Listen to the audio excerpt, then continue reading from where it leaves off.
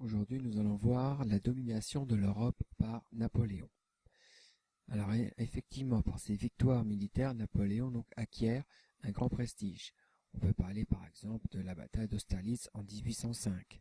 Il contrôle une grande partie de l'Europe directement par le Grand Empire, les 130 départements, depuis la Hollande à l'Italie, et également par ses alliés. Il impose le Code Napoléon dans les régions qu'il contrôle. Ses armées, tout comme celles de la Révolution d'ailleurs, ont apporté les idées de la Révolution, les droits de l'homme et la suppression des privilèges de l'Ancien Régime.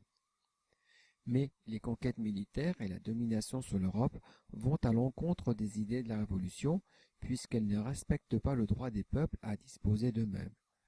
Le tableau Le 13 de Maillot du peintre Goya montre d'ailleurs cette idée.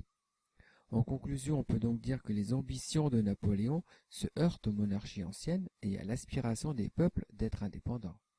Waterloo, en 1815, met un terme aux ambitions de Napoléon. Au final, les vieilles monarchies imposent en France le retour d'un roi, même si certaines idées sont maintenues, comme le suffrage, mais censitaire, une séparation des pouvoirs également. L'Europe est dominée par des monarchies, comme le montre le Congrès de Vienne en 1814, où l'Empire d'Autriche, l'Angleterre et l'Empire russe organisent le continent en leur faveur avec des alliances militaires.